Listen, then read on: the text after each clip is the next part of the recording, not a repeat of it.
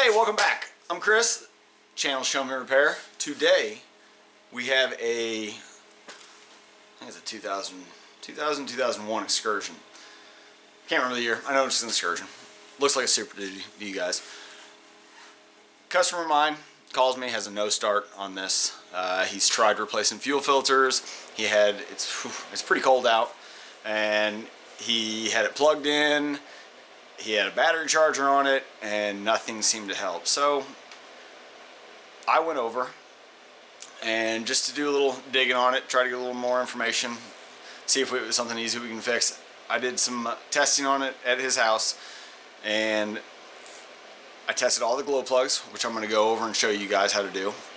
I tested cranking, make sure we're making good cranking speed, and that we're making enough high pressure oil. My fuel pump comes on, I can hear it, but we're still not starting. And it cranks and kind of hiccups sometimes, sounds like it wants to start, but I have an idea, and I'm not gonna lie, I did just a little bit of testing on something just to try to get an idea of something, and I think I'm somewhere, but I'm gonna take you guys back through it. That way, if you have a 7.3 diesel that you're trying to get to start, I can go over some stuff you guys can look at, and it might help you figure yours out. So let's get started.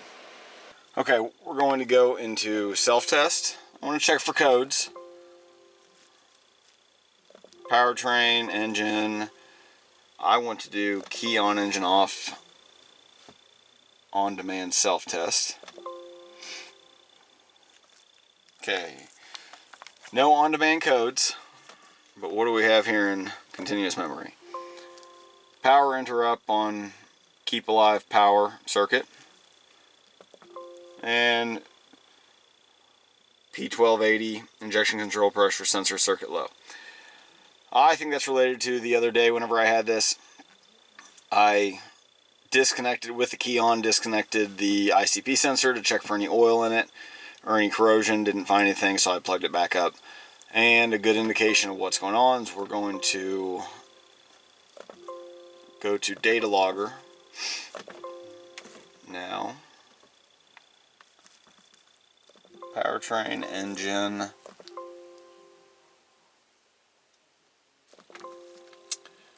I want mass fuel desired because I want to see if it's actually showing a pressure or a desired amount of fuel. We'll do load, IPR, ICP pressure. There's two. One's voltage, one's desired, I believe, and one's actual. We'll do voltage just in case. What else do I want? Do exhaust back pressure sensor just in case that's doing something weird, causing something to stop. Where's RPM? RPM. There it is. RPM. Engine oil temp. I don't believe these use a coolant temp. I feel like that's it.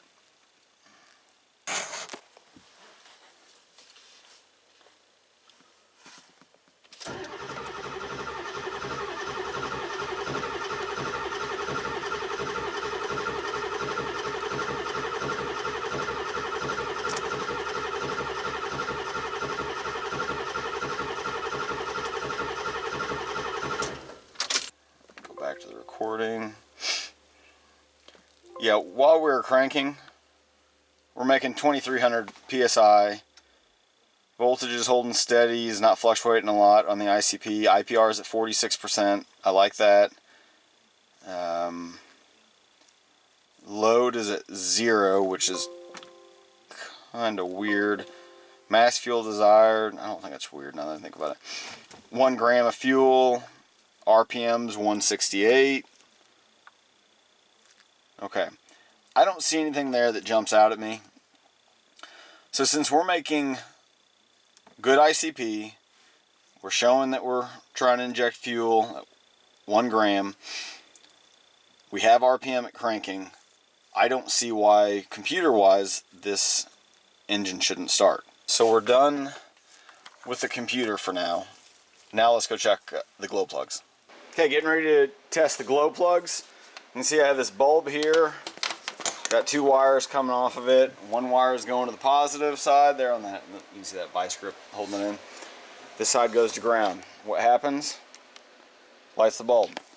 So what I will do is I'm going to disconnect at the glow plug control module. This is a California emissions 7.3. So it uses a glow plug control module and not the relay. So I'm going to go to test the wiring to the glow plugs and the glow plugs. I'm going to find all 8 cylinders on these connectors. I'm going to use the glow plug as my ground for my bulb. If it lights the bulb, then the glow plug is good.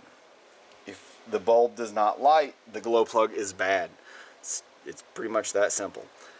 So, as you can see here, I have this connector on the right side, the C127B. Right next to that it shows black, right there. Okay, so we need that's the black connector. And if you look here, if we move over here, the C127 1273A, right next to it, it shows GN, which is green. So I'm going to start with the black connector. So what cylinders do we glow plug? You can see at the top there, 6, 8, 8, 2, and 4. And for some reason it's doubling it up. So pin 1 is cylinder number 6. So pin 1 is there in the middle. If we're looking at that, so I'm going to test that one. Let's check it. So pin 6. We're good. Glow plug 6 is good. Okay, number 8 is number 2, which is directly on the other side. Whew, it's a bright light. Okay, that was number 8. Number 2 is pin 6.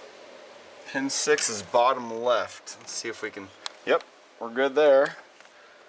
And pin 4, it's under the screen there, but you can barely see it. Or not pin, but glow plug 4 is pin 7, which is directly on the other side. We're good. So 2, 4, 6, and 8 glow plugs are good. Let's move on to our green connector.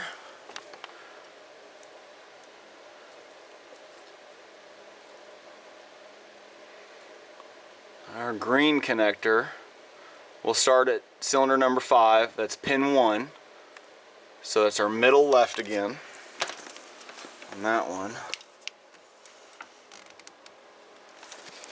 We're good there. Number 5's good. Number 7 is pin 2, directly on the other side.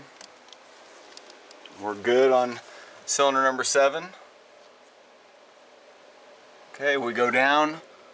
Glow plug 1 is pin 6. We're good there. So cylinder 1 is good. And cylinder number 3 is pin 7. It's this bottom right. And we're good. Okay. So from that, we know that our wiring from this connector, try not to blind you, from these connectors to the glow plug is good.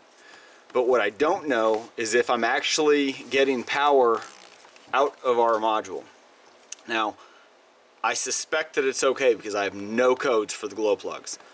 But if you needed a test, I'm going to show you how to test that real quick. Okay, now we're going to test basically to make sure our glow plug control module is working.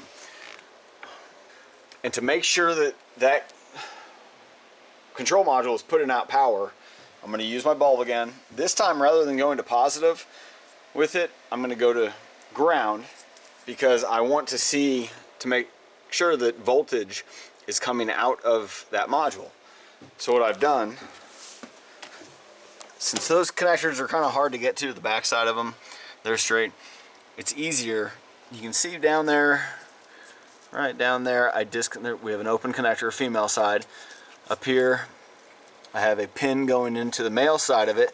That is our glow plug and injector connector going into our valve cover gasket.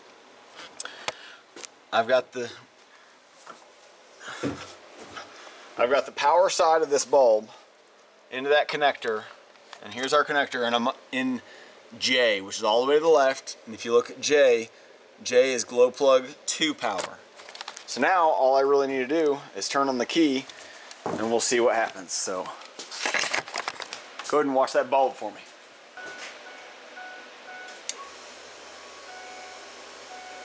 Hey, you saw the bulb light up, so we know we're getting power from our glow plug control module to number 2. Let's move on to cylinder number 4, which is just next to that connector, or that pin.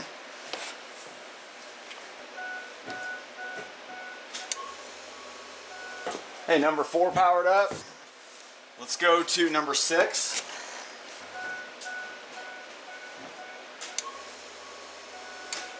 Six powered up. Let's go to 8. Okay, number 8 powered up. So I know 2, 4, 6, and 8 are getting, glow plugs are getting powered up from the glow plug control module. I'm not going to go after the other side because I'm pretty confident that glow plugs are not my starting issue. This truck sat in my shop overnight last night, or yesterday some. I had the block heater plugged in and charging batteries, and it still wouldn't start. So I have a suspicion of what it is, but we're going to keep moving on. The next thing we're going to test is actually fuel pressure at our cylinder head, so I'll show you that next. Okay, one thing we can do before we actually test for fuel pressure at the cylinder head, which I still want to do, I want to pull my fuel filter up top. This has a Fass fuel pump on it with its own filters, but the customer still has the filter in the fuel bowl on the engine. So I want to remove the fuel filter, turn the key on, and see if it's filling up that bowl. And depending on if it's filling up the bowl,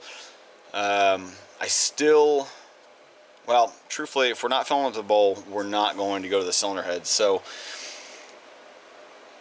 at that point, we're probably going to make sure that the fuel pump itself is actually pumping. So we'll go down underneath and check that, and if it's, then we'll go from there.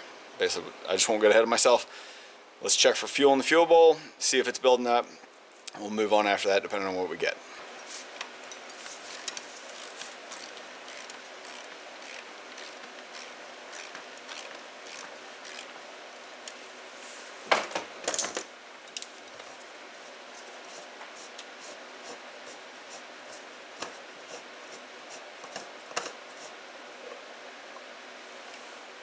You don't have much fuel in there. That thing should be trying to overflow. Okay, you can see that fuel level is just basically above the fuel heater down there. For some reason, the camera, it looks like the fuel heater is sticking out above it, but it's not. So, okay, let's turn the key on. I'll put the camera up here, I'll turn the key on, and we'll watch to see if the fuel comes up.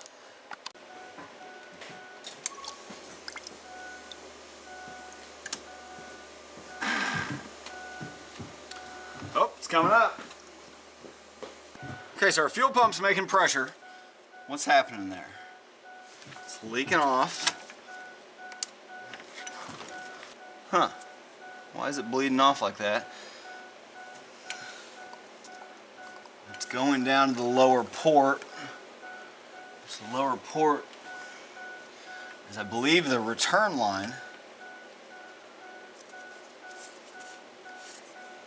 I don't know, now that I say that. Let me do a little digging. I was wrong. The lower port, you can see here, oh, let me zoom you out there. The lower port is actually the fuel inlet. You can see the electric fuel pump, and it sucks from the fuel tank. And then the upper port is the regulated return. that goes down to the fuel tank. So it could just be bleeding back, depending on, since this has got a fast fuel pump, just depends on how it's working. We do know we're getting fuel at the fuel filter housing. Now let me put that filter back in and we'll see what we get at the cylinder head.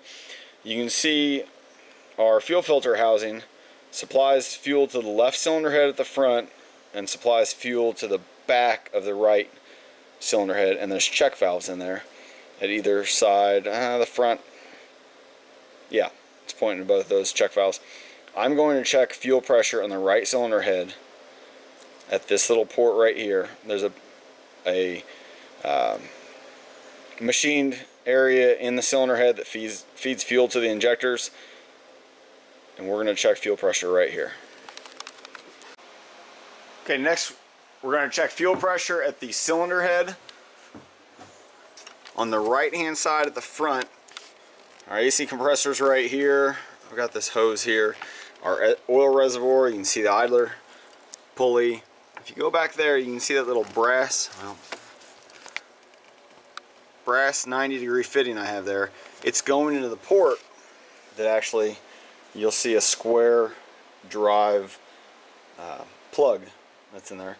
So you want to remove this, and I'm actually using a Harbor Freight oil pressure gauge set. Let me find the box. So here's the box. There's the kit I'm using, if we can get a good look. Engine oil pressure test kit. It's one of the basic ones. I don't have the, it says item number there. 6262. It comes with a bunch of different fittings. Some are up there, I was going through it. So I've got that connected. And I'm not gonna lie, it's a little loose. So you can see here, it moves. But really what I'm wanting to see is if I build pressure on the gauge, if I'm getting fluid to come out of that. So let's see what happens. Okay, I just turned the key on. And if I remember, the spec should be around 40-45. It came just off, and that's the outer ring there, the red letters. Let me see if I can block the light from you guys. But our first is a 10 psi, and I'd imagine that goes down to around 5. So we might be making 5, but we really need to make about 40-45 psi. So let me see what happens when we crank.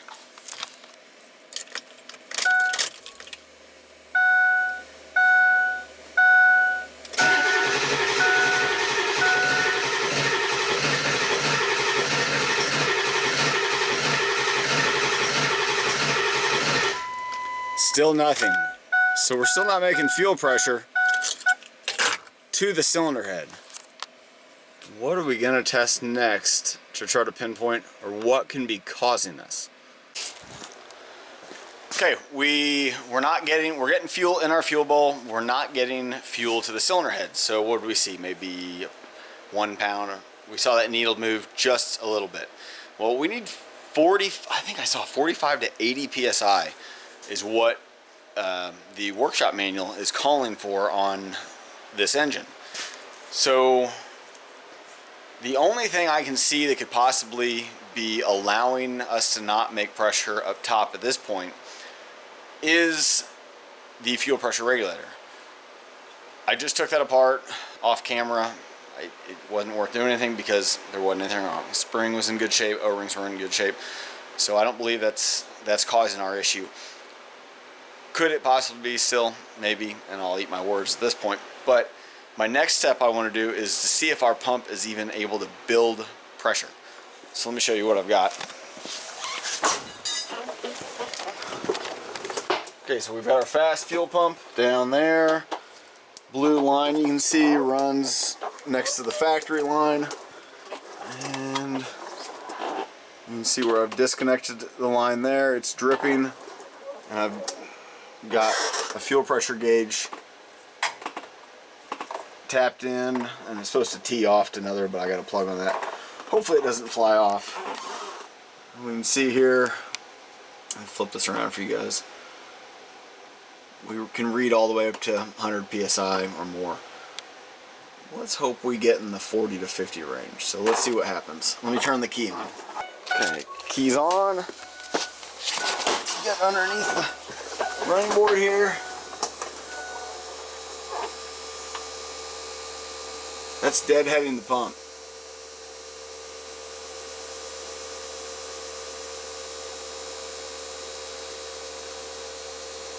It doesn't even sound like. You'd think it would change tone, but that pump sounds about the same. I think at this point I'm going to drop the fuel tank. Could I have a bad fuel pump? Yes.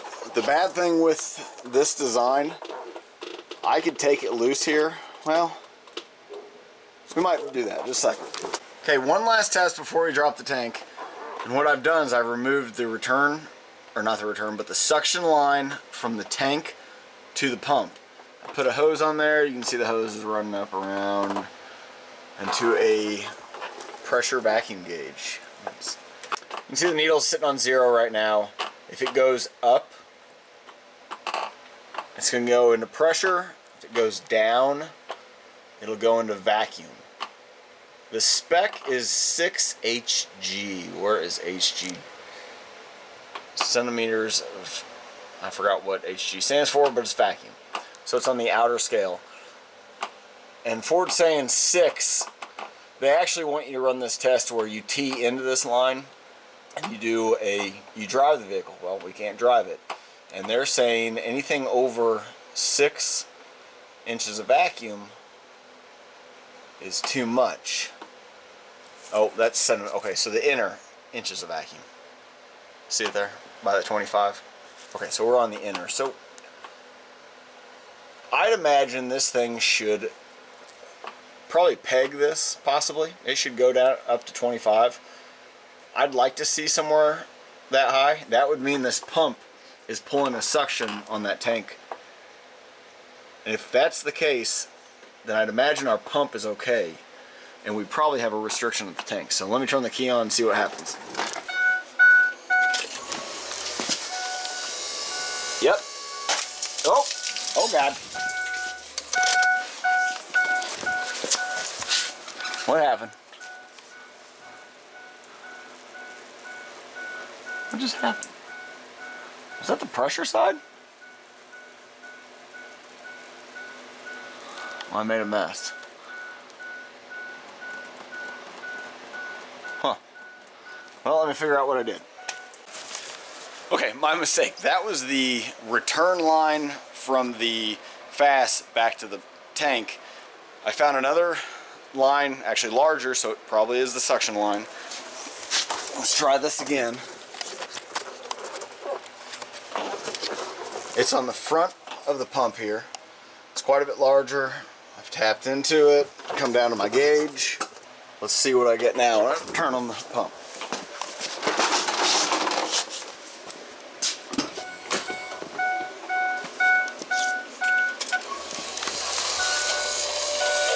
It's making vacuum. That's what we want to see. Can you see that? See where that needle's at 25, so that's great. I don't want to do that for too long. Now you can see it's bleeding off. No, that means, I really like that. That means that pump's working really good. I don't think the pump is our issue. I think our problem is in the tank. Okay, so I didn't pick up the camera. I didn't pick up the camera for a while because I was pulling the fuel tank out and I was going to film it, but it's just so difficult to actually get the camera in places and kind of film it just because I'm underneath the truck, and it can make it kind of awkward. I mean, you get on the Excursions, it's an after axle fuel tank, and you've got your 18 millimeter bolts in the rear, 18 millimeter bolts in the front. You got your filler neck and your vent tube. You got 2 fuel lines here, your sending unit connector, and then this one had the pressure and suction return, I believe it is. I don't know if it's marked. I don't see it marked on there. So I haven't opened it up yet. We're going to open it up now, and I'll do it with you guys. Let's see what we find.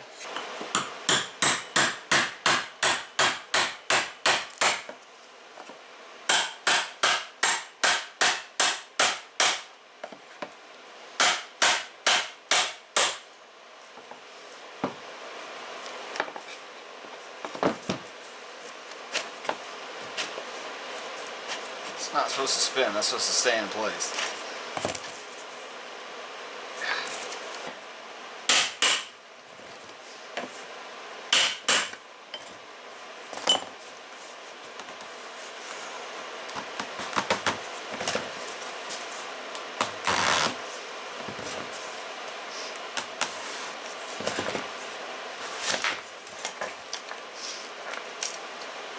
I don't like that.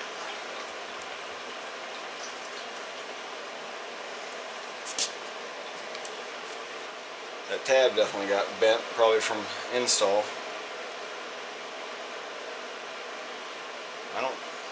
If this was factory, if it was using the factory suction, these would be what I would suspect would be plugged.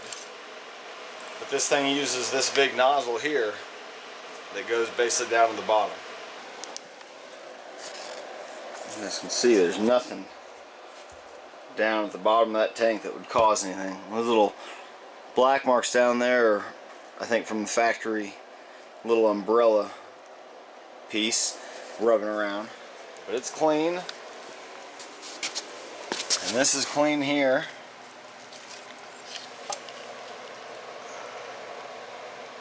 Look all the way down it. I may try to blow air or something through that when I get a chance to see if anything comes out. Maybe it sucked something up that we can't see, but I'm going to do that. I'll check that. If I don't find anything, I won't update you guys.